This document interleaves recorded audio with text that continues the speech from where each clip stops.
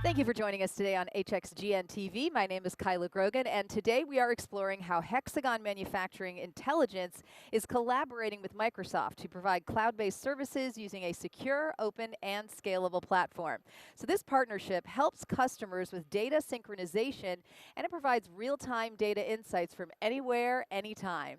Today we have Diego Tamburini. He's the Senior Principal Industry Lead for Manufacturing for Microsoft. And we have Sachin Mathur. He's the Program Manager and Partner Lead for Hexagon Smart Factory Solutions product line. Gentlemen, thanks for being with me today. It's great to be with you. Okay, Diego, I'm going to start with you. So it's clear that utilizing the cloud is a trend that continues to grow. We all hear about it all of the time, right? But how is the cloud becoming so important to the manufacturing industry from Microsoft's perspective? Yeah, so for Microsoft perspective, it's all about the data that gets collected during manufacturing. So the whole thing about smart manufacturing and Industry 4.0 is all about digitalization of your operations. So the moment that you put information in digital form, the cloud is the perfect place to store it, to analyze it, to provide insights. So increasingly, the platform, the software platform, is becoming more and more relevant for manufacturing. So we, our cloud, which is called Azure, our cloud platform is like I say, it's just a platform. We are not in the business of with a few exceptions of creating software for manufacturing. We do that through partners, but what we do is that there are some services that are very relevant for manufacturing, like IoT, analytics, machine learning, compute. So the more data that the manufacturing operation creates, the more compute power, storage power, security and you need, and we provide that. So partners like Hexagon can focus on what they do best, which is provide value added for manufacturing operations. Okay, so continuing that thought, could you explain a little bit more in detail your collaboration with Hexagon, specifically with the Smart Factory Group? Right. So starting in about February or January of this year, we started a very close technical partnership where Hexagon Manufacturing Intelligence is working directly with our cloud team, to which I belong, to make sure that that we have the best solution together possible. So they are directly working with the engineering team, with my team, to deliver asset management and to kind of together have a common vision for the future. And what can customers expect from Hexagon's Smart Factory vision and roadmap? I mean, what will they see? So I I think it's going to be a progression of smarts and what they can do with the data. So we started with connecting the machines to the data. So now with asset management, we are ingesting data, we are monitoring data together, and then increasingly it'll be starting to add more predictive capabilities to the data and getting more insights out of the data. So the first step, you have to do them in order. First, you have to connect your machines. Yep. You start ingesting data. Okay, now you monitor, which is following what's going on right now, which is asset management today in its first inception. But as you get smarter, you want to do more machine learning to start predicting stuff like failures or maintenance need or optimization opportunities. So I think that that's where we're going together, and we're both pushing the envelope, right? We're very good at what we do with machine learning, but we don't have the subject matter expertise that Hexagon brings. So we're working together on this. Okay, so let's move this over to Sachin now. All right, recently the Smart Factory Solutions product line released a cloud-based asset management solution. So what is the immediate value to Hexagon customers because of this? Yep, so the first and foremost thing that the customer gets is transparency, right? We're moving from a reactive state to a proactive state for our customers and what they do on the factory floor and the shop floor. By connecting their assets, by collecting this data, we're providing them with real-time information about their assets, about the health and utilization of how these machines are performing, and giving them real-time notifications about the events that happen on those assets. And when I say assets, I mean hardware and software inclusive, because you want to be able to monitor in real time about what's being measured or what's being produced or what's being milled on the factory floor.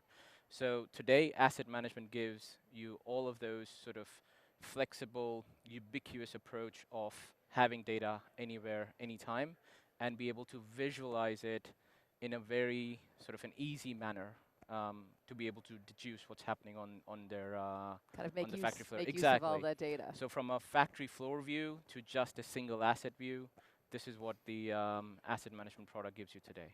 Okay, and now that asset management is live, what are the next steps? Once the customer has optimal data visualization, now what?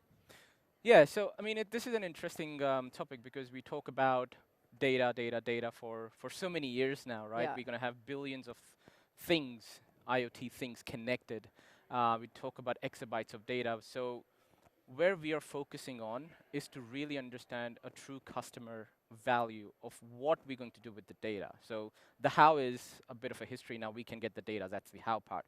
What to do with it is the real, let's say, gain or the power that being the industry leads in the manufacturing industry that we can get. So immediately after, we're talking about a 360-degree view of what we collect, of what's happening on, let's say, the factory floor, all the way from the design and engineering facet of manufacturing that moves into production, into simulation models, and finally into the metrology and the quality inspection part of it. And that's just the shop floor, connecting the shop floor end to end, right? We're doing a full digital thread model across the factory. But that's not it. One of the most immediate focuses that's coming to mind now that we're working on is providing a end-to-end service story for our customers.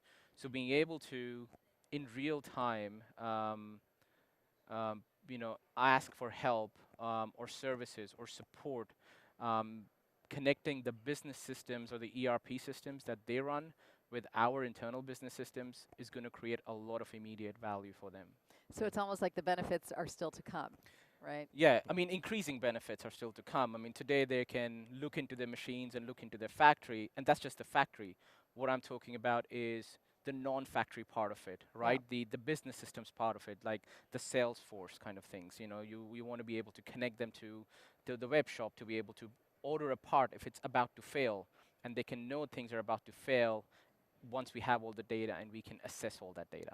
So it's really connecting, the factory view of a customer into the business world to really have an end-to-end smart factory. You know, we learned this morning from Stephen Graham's keynote that it's smart factory is not a destination, it's a journey because it's not just four walls, it's about connecting a lot of things that a customer may have across the world.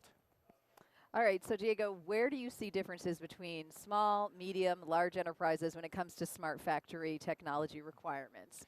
Yeah, I mean it's an interesting topic because there is sometimes a misconception that smart manufacturing is only for the large enterprises, Right. and that couldn't be more untrue. I mean, the fact that an enterprise is small doesn't necessarily mean that they are unsophisticated. It just means that they're small in size, number of employees or revenue, but they need smart manufacturing as much as anybody To be else. efficient, Right. really. It's Yeah. all about it's all about using the data that is coming out of your manufacturing processes to do stuff better. Yeah. So that doesn't it's not just for the large ones.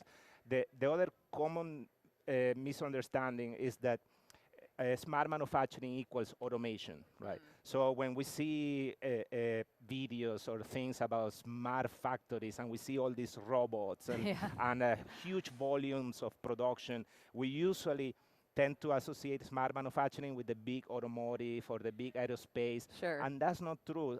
Smart manufacturing is not automation.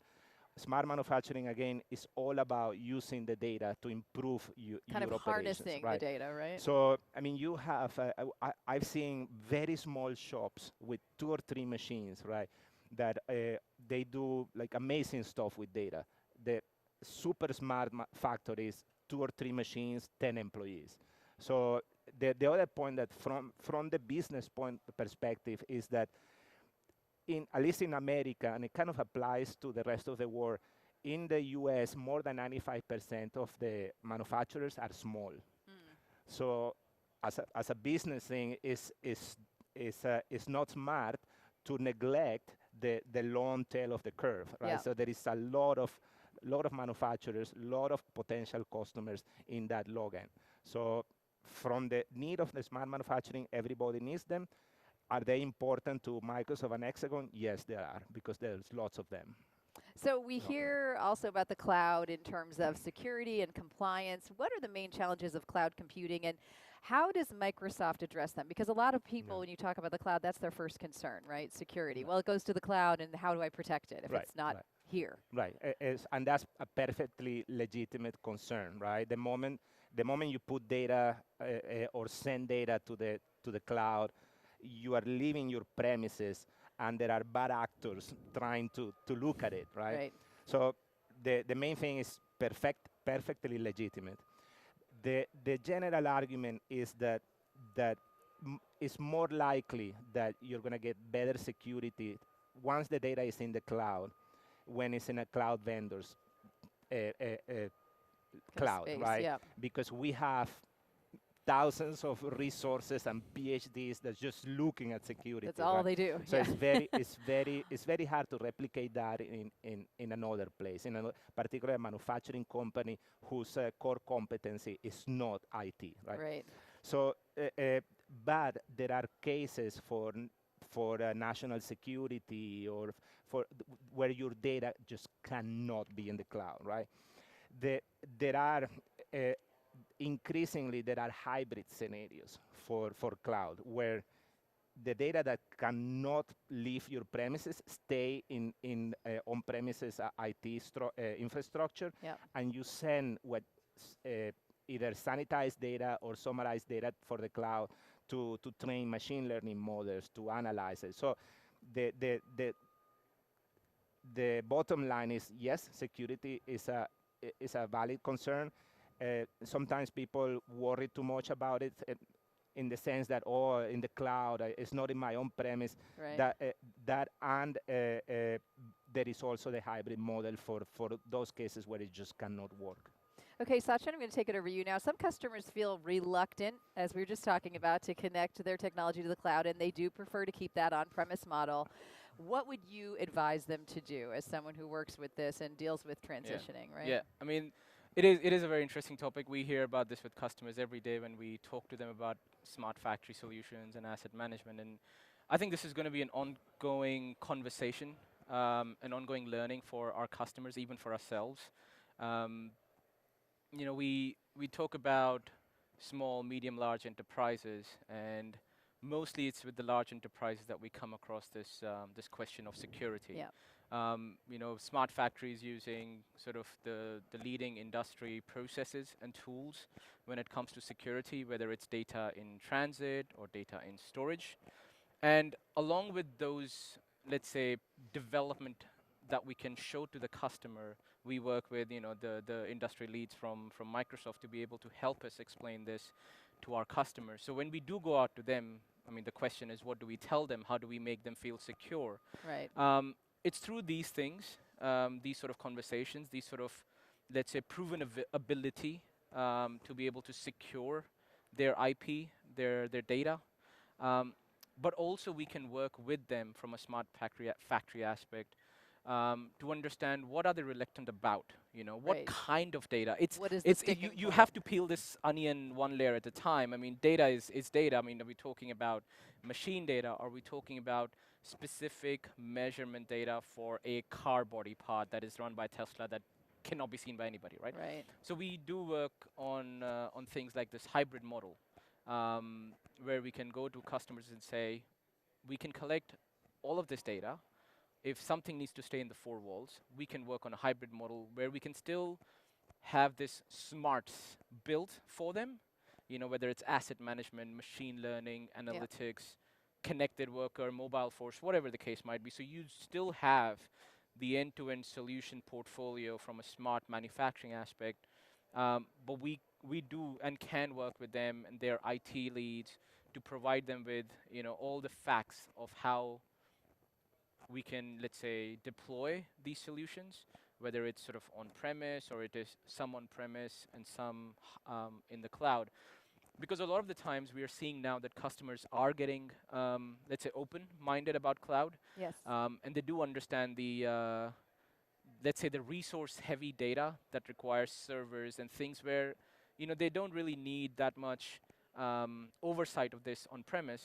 I think they're more than happy to go to the cloud, and yeah, that's how we're handling it today. Is working through it with them rather than just sort of saying it's either this or that or ABC solution. It's more so just working through it with them because they are learning as well.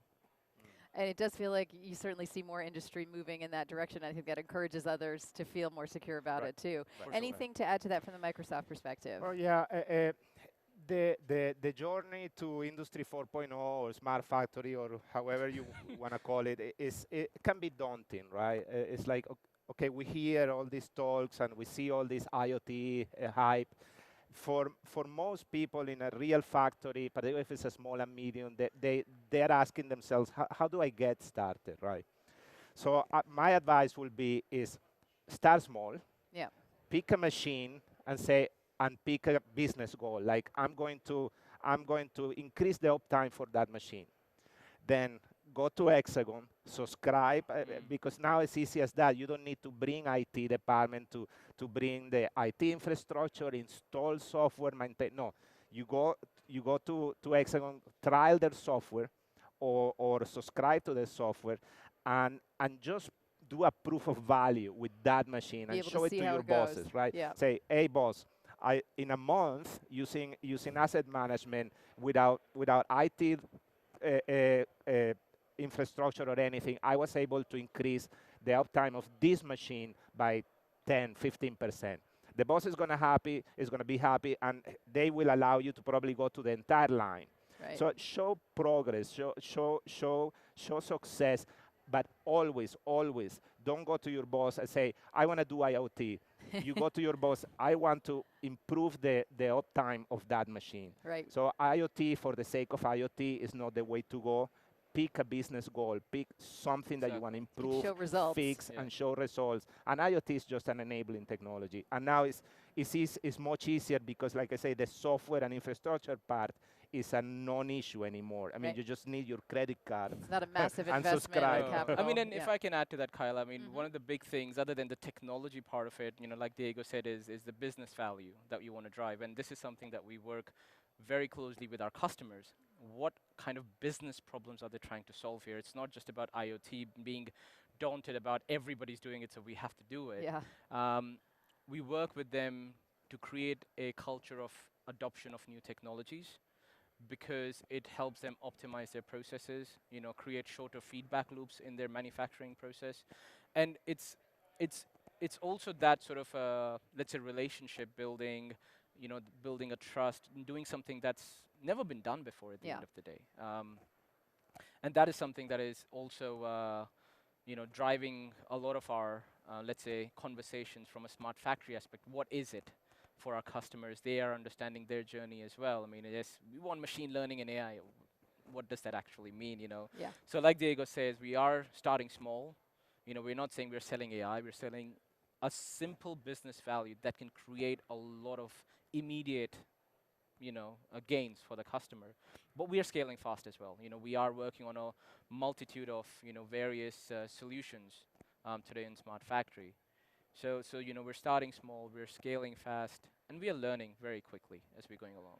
All right, Diego, I'm going to take this one to you. We've talked about how technology is certainly changing the world of work. On the one hand, I'm curious what your view is about the connected worker and how technology helps those workers focus on their tasks. On the other hand, there's also just that immediate need for highly skilled, highly educated workers that can develop creative ideas, solve complex problems, right? The ideal employee, and deliver innovative products. What do you think about this new digital workspace? Yeah, I mean, obviously the technology is moving at a faster pace that training and is able to do, right? So we are hearing about this skills gap in manufacturing, and it's because of that is just the pace of technology is too fast, right? So that's creating a kind of a vacuum there of folks I mean, we have this dichotomy that we have low unemployment and manufacturers cannot fill their positions, and at the same time we'll have people in manufacturing losing their jobs. Yeah. So it's a complex problem. I'm not an expert in this, but in general, it's something that needs to be. You cannot wait until universities and schools solve the problem because they are too far behind right now.